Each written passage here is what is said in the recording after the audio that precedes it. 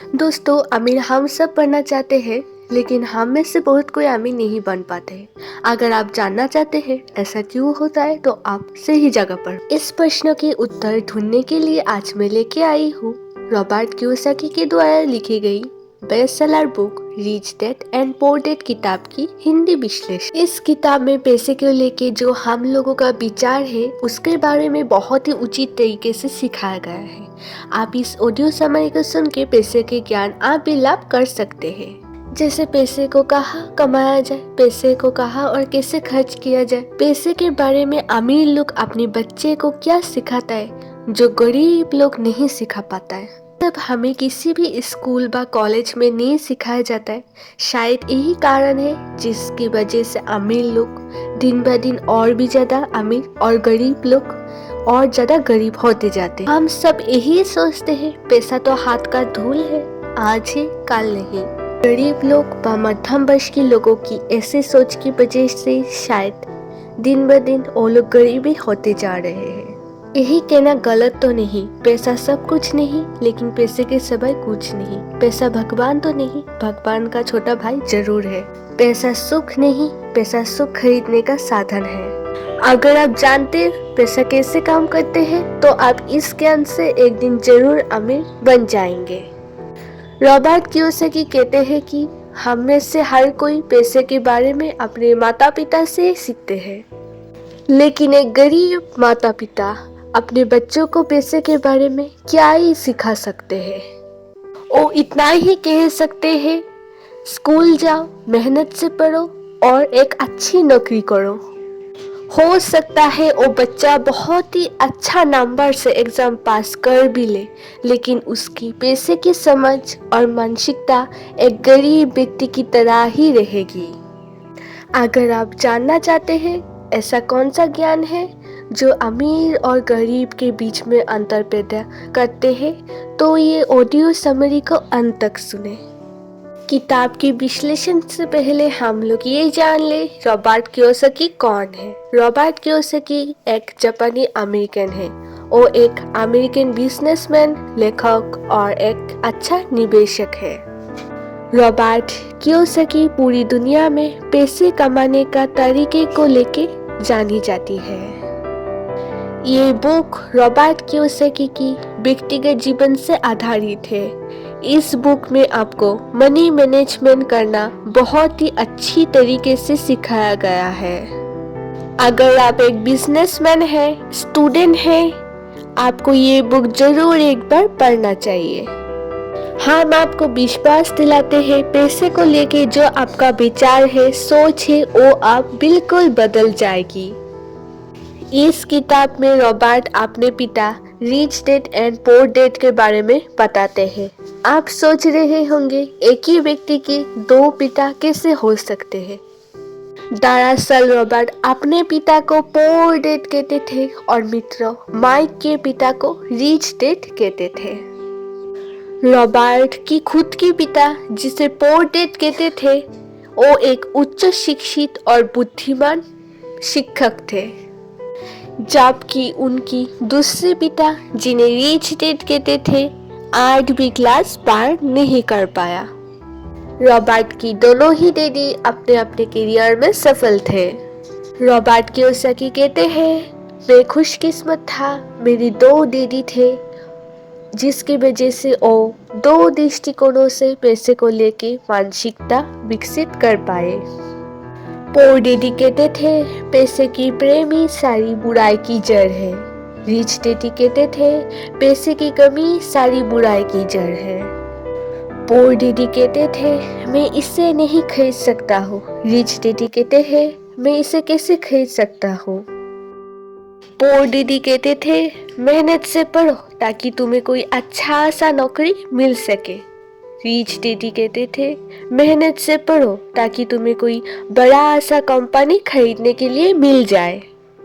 Poor daddy कहते थे मैं इसलिए अमीर नहीं हूँ क्योंकि मुझे बाल बच्चों को पालना पड़ता है।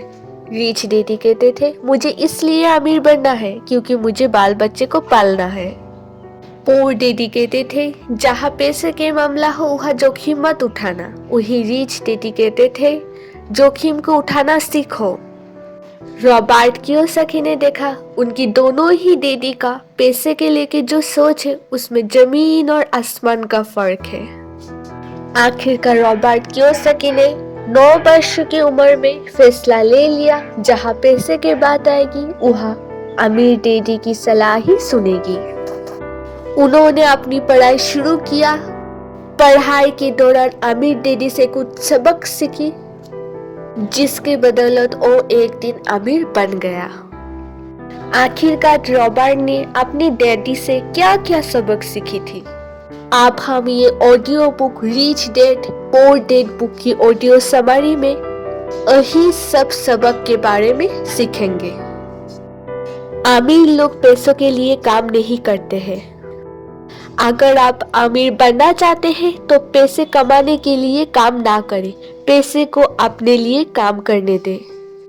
लेखक कहते हैं पैसे हमारे लिए घंटों काम कर सकते हैं, लेकिन अगर हम पैसे के लिए काम करते हैं तो उसका फायदा केवल मालिक को होगा। अगर पैसे को अपने लिए काम पे लगाए तो वो सारा पावर और कंट्रोल हमारे हाथों होगा। इसलिए पैसे के लिए काम करने की बजाय पैसे को अपनी काम में लगाए। सबसे पहले आप ये छोटी सी कहानी से समझ लीजिए। एक व्यक्ति जिसके पास एक गधा होता है। जब उस व्यक्ति को अपनी गाधी से काम करानी होती थी तब वो एक गाजर गधे के सामने रख देता था। उस गाजर को देखते ही लालच में गधा मेहनत करने लगता है। उस गधे को लगता है वो एक ना एक दिन उस गाजर तक पहुंच ही जाएगा, लेकिन बेचारा गधा उस गाजर तक कभी पहुंच नहीं पाता, क्योंकि ये गाजर तो बस एक छलावा है। लेकिन उस व्यक्ति के लिए एक गाजर गधे से मेहनत करवाने के लिए एक तरकीब बन गई। ज्यादातर लोग उसी गधे की तरह ही होते हैं, जो इस उम्मीद में मेहनत पे मेहनत करने में लगते हैं वो एक दिन जरूर अमीर बन जाएंगे, लेकिन ऐसा कभी नहीं होता है। अगर आप अमीर बनना चाहते हैं तो सिर्फ पैसे कमाने के लिए काम ना करें, पैसे को अपने लिए काम करने दें। जब आप पैसे को अपने काम में लगाएंगे तब आपको मेहनत बहुत ही कम करना पड़ेगा। जब हम लोग अमीर बनने की राह में पहला कदम बढ़ाते हैं तब हमारे ऊपर डर हावी होने लग जाता है कि हम लोग गरीब की गरीब ही ना रह जाए। इस अध्याय में लेखक उन लोगों के बारे में बोल रहा है जो लोग रिस्क उठाना नहीं जानता है और जो लोग रिस्क उठाना नहीं चाहता है, जो लोग खेल को सुरक्षित खेलना चाहता है, क्योंकि उनको कभी तो जोखिम लेना सिखाया ही नहीं गया। ऐसे लोगों के विचार में हमेशा पैसे को लेके डर बनाए रहता है, जैसे कि लोन की किस्तें ना चुका पाने का डर, नौकरी छूटने का डर, पर्याप्त पैसे ना होने का डर, मेशरे से शुरुआत करने का डर आदि। इन्हीं सब डर की वजह से ज्यादातर लोग नौकरी करते हैं। नौकरी का मतलब ही होता है नौकर। यही सब डर और लालच हम सभी लोगों को एक ही चक्कर में घुमा देता है जो खत्म होने की नाम ही नहीं लेता है। हम ज्यादा मेहनत करते हैं ताकि ज्यादा कमा सके, लेकिन फिर हमारी खर्चे उसी हिसाब से बढ़ने लगते हैं। अमीर डैड इस ट्रैप को चूहा दौड़ कहते हैं। हमें इस चूहा दौड़ से ही बचना है। ऑथर कहते हैं हम में से हर कोई के जीवन में बहुत बड़ा बड़ा अपॉर्चुनिटी आते हैं, लेकिन वही अमीर लोग उस अपॉर्चुनिटी को पहचान कर उसका फायदा उठाते हैं, लेकिन गरीब लोग वो फायदा नहीं उठा पाते हैं। गरीब लोग ये अपॉर्चुनिटी को देख ही नहीं पाता है। लेखक का कहना है पैसे हमारे लिए 24 घंटे काम कर सकते हैं। अगर हम पैसे के लिए काम करते हैं तो उसका फायदा केवल हमारी मालिक को होगा, नहीं तो हम जिस कंपनी में काम करते हैं उसका फायदा केवल उस कंपनी को होगा जहां आप नौकरी कर रहे हैं। अगर आप वाकई में अमीर बनना चाहते हैं तो खुद के लिए काम करना सीखें, ना कि दूसरे के लिए। अमीर बनने की राह में आपका पहला कदम यही होना चाहिए, आप अपनी मन से सारा डर निकाल दीजिए। क्योंकि ज्यादा पैसा ना कमा पाने का डर और लालची आपको बिना सोचे समझे काम करने पर मजबूर कर देता है। इसलिए डर और लालच को अपने ऊपर इतना हावी ना होने दे जिसकी वजह से आप उल्टा सीधा काम करने पर मजबूर हो जाए। आप ऐसे लोगों की तरह सोचना बंद कर दीजिए जो केवल पैसे के बारे में सोचता रहता है। दोस्तों, ये ऑडियो समरी में आप जिस टॉपिक के बारे में सुनने वाले हैं उसे बेहद ही अच्छी तरीके से समझना बेहद जरूरी है। रॉबर्ट बताते हैं कि 1923 में शिकागो में एक मीटिंग हुई थी। इस मीटिंग में बहुत ही अमीर व्यक्ति ने अपना हिस्सा लिया था। इस मीटिंग के 25 साल बाद देखा गया कि इनमें से कोई लोग गरीबी में मरे, कुछ लोग लोन के जाल में फंस चुका था। असल बात तो ये है, लोग पैसे कमाना तो सीख लेते हैं लेकिन वो सीखना भूल जाते हैं कि पैसे को कैसे संभाला जाए। आप जितना भी पैसा कमा लो लेकिन उसे बनाए रखना सबसे ज्यादा महत्वपूर्ण है।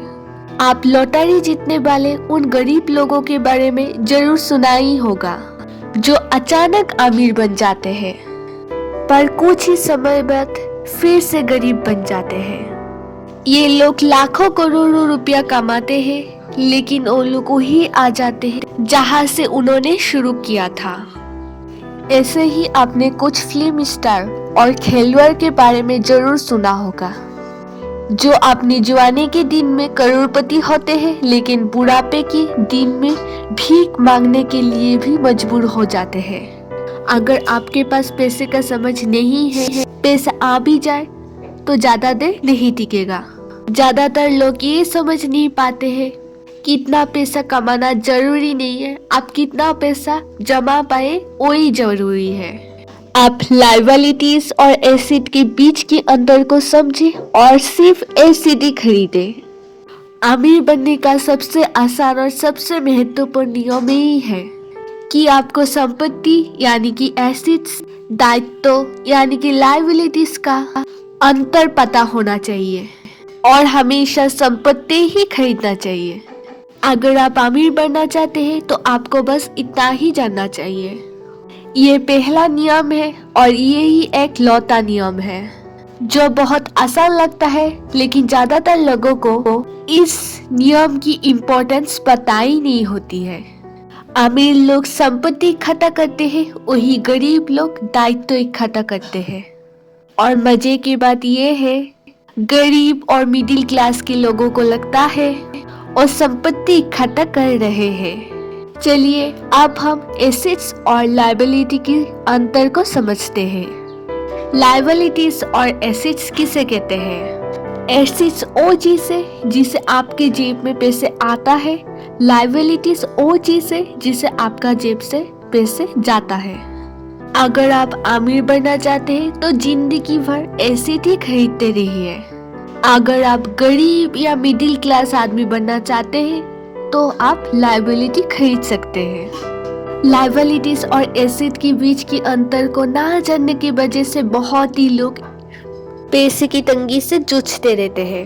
80% परिवारों की कहानी यही होते हैं कि वो पैसे कमाने के लिए कड़ी मेहनत करते रहते हैं फिर भी वो अमीर नहीं बन पाते हैं।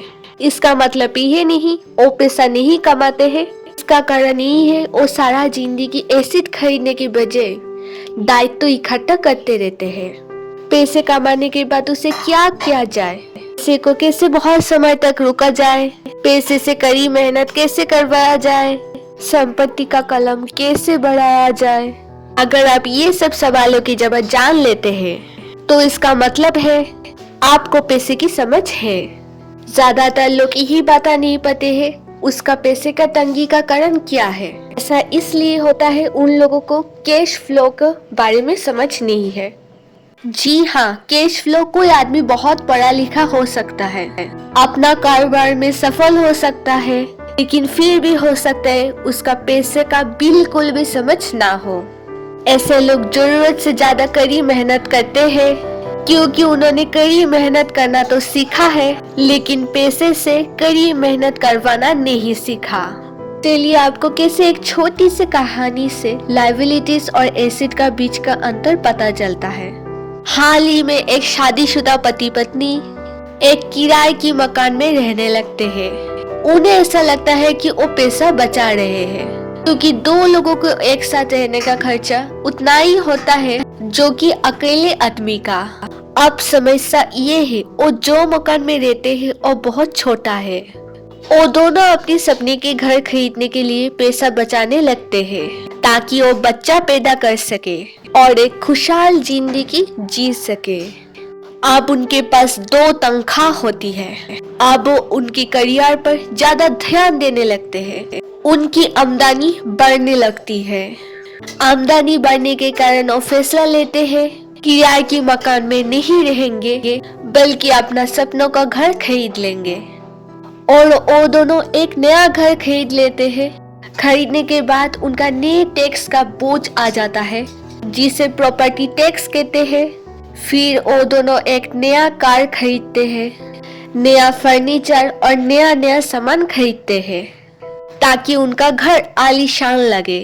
वो दोनों ये सब चीजें संपत्ति समझकर खरीद रहे हैं, लेकिन ये संपत्ति नहीं, दायित्व है, क्योंकि इन सब चीजों से उनका जेब में पैसा आ नहीं रहा है बल्कि जा रहा है। अचानक वो अपना सपने से जागते हैं और देखते हैं उनका दायित्व का कलम बढ़ गया है और अब वो कर्ज में है। Car loan, credit card loan, home tax, इन सब की किस्तें भी चुकानी है। अब वो भी चूहा दौड़ में फंस चुके हैं। एक बच्चा पैदा हो जाता है। वक्त के साथ साथ उन लोगों का खर्च भी 1 गुना से 2 गुना, 2 गुना से 3 गुना, 3 गुना से 7 गुना बढ़ जाता है। अब वो 30 साल तक कर्ज चुकाएंगे और पैसे की तंगी सामना करते रहेंगे। पैसे का डर उन लोगों में हमेशा हावी रहेगा, कहीं जॉब ना छूट जाए, वरना किस्त कैसे चुकाएंगे। हम ये भी नहीं जानते असल समस्या पैसा कमाना नहीं है, पैसे को सही तरीके से खर्च करना है, और यही पैसे की तंगी की कारण है। दोस्तों, अगर आपको लगता है आपने आपको किसी गड्ढे में फंसा दिया है, तो गड्ढा खोदना बंद कीजिए। गरीब और मिडिल क्लास के लोग हमेशा धन की ताकत से नियंत्रित होते हैं। वो सुबह सुबह उठकर कड़ी मेहनत करने यानी नौकरी करने पर जाते हैं और खुद से ये नहीं पूछते क्या ऐसा करना समझदारी है। पैसे की ताकत उन लोगों की विरोध में हमेशा इस्तेमाल होती है। क्या हम ये सवाल पूछ सकते हैं, ये क्या समझदारी है? हम लोग अंदरूनी समझदारी को समझाने के बजाय भीड़ में चलने लगते हैं। अक्सर हम लोग नासमझी की वजह से यही करने लगते हैं जो हमें सिखाया गया है। भीड़ के साथ चलने और पड़ोसियों का ऐशो आराम को नकल करने का कारण पैसे के लेके बहुत सी समस्या पैदा होते हैं। अमीर बनने का सबसे आसान तरीका यही है, एसेट्स और लायबिलिटी का बीच का अंतर को समझा और पैसे देने वाली एसेट्स ही खरीदा जाए। इसी के साथ लायबिलिटीज अपना खर्च को कम करने का कोशिश करते रहना चाहिए। अमीर लोग अपना एसेट्स पे ज्यादा ध्यान देते हैं, वही गरीब लोग अपना इनकम स्टेटमेंट पे ज्यादा ध्यान देते हैं। टेक्सास यूनिवर्सिटी ने मैकडॉनल्ड की संस्थापक MBA की एक क्लास में अपनी स्पीच दी। यह स्पीच 1970 के है। ये स्पीच लोगों को प्रेरित करने वाला और बहुत ही शानदार था। स्पीच के बाद क्लास के छात्रों ने मैकडॉनल्ड के संस्थापक रियर रो के साथ कुछ समय बिताने के लिए गुजारिश की, तो वो बियर पीने के लिए सहमत हो गए। इसी बीच रेक रॉक ने छात्रों से पूछा, क्या आप लोग जानते हो मैं कौन सी बिजनेस में हूँ? इस सवाल के बाद पहले तो छात्र हंसने लगे। उनमें से किसी एक ने हिम्मत जुटाते हुए बोला, जाहिर है आप तो हैमबर्गर बेचने वाली बिजनेस से हो। इस जवाब को सुन के रेक रॉक हंसने लगा और कहने लगे, मैं जानता था आपका जवाब यही होगा, लेकिन मैं हैमबर्गर व्यवसाय में नहीं बल्कि रियल एस्टेट व्यवसाय में हूँ। इससे हमें ये सीख मिलता है कि रियल एस्टेट बिजनेस हमेशा लाभदायक होता है। और कहते हैं कभी भी ऐसी चीजें नहीं खरीदना चाहिए जिसको खरीदने के बाद उसका मूल्य तुरंत घट जाता है। क्योंकि यदि आप एक नया कार शोरूम से घर पे लेके आते हैं, घर में लेके आने के बाद उसका मूल्य 25% घट जाता है।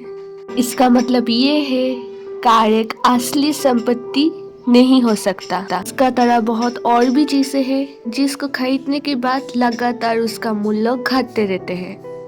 ऑथर कहते हैं पैसा ज्यादा खर्च करना, लोगों को दिखावा करना, ये एक मानसिक बीमारी है। आपको ये मानसिक बीमारी को ही हराना पड़ेगा। आपका नीड उतना ही होना चाहिए जितना आपको जरूरत है। अगर आप अपनी फ्रेंड को दिखाने के लिए ब्रांडेड वॉच, कपड़े, परफ्यूम और महंगा जूता खरीदते हैं जिसका कीमत लाखों में होता है, हाँ हो सकता है कि उससे आपको कुछ समय तक खुशी मिल सके, लेकिन जिंदगी भर के लिए नहीं, क्योंकि ये सब लायबिलिटीज है, एसेट नहीं। आपको एक वक्त ऐसा लगेगा काश मैं ये सब पैसा सचीत के रखता। कि आपको ये सब चीजें देख के बैंक आपको लोन देगी? नहीं, कभी नहीं देगी। ठीक इसी तरह ही आपको किसी को देख के ऐसा लगेगा उसका पास बहुत पैसा है, और किसी को देख के आपको लगेगा उसका पास कोटी कड़ी भी नहीं है। लेकिन आप गलत हो सकते हैं। आपको जिसको देख के लगता है कि उसका पास बहुत पैसा है, हो सकता है वो लोन लेके लायबिलिटीज खरीद रहा है, और आपको देख के जिसको लग रहा है इसका पास तो कोटी कड़ी भी नहीं है, हो सकता है कि उसका पास बहुत पैसा हो। इसलिए आपको इंसान का हुलिया देख के जज नहीं करना चाहिए, कारण अमीर इंसान शौक की चीजें बुढ़ापे में खरीदते हैं। ठीक इसी तरह ही दोस्तों, आपका पूरा ध्यान आपका हेल्थ और वेल्थ पे होना चाहिए। दोस्तों, इस ऑडियो में आज के लिए इतना ही। आपको ये ऑडियो कैसा लगा आप कमेंट करके हमें जरूर बताइएगा। आने वाले दिनों में मैं आपके लिए और भी अच्छे किताब लेके आऊंगा जिससे आपको बहुत ज्ञान मिल सके। यहाँ तक सुनने के लिए थैंक यू सो मच।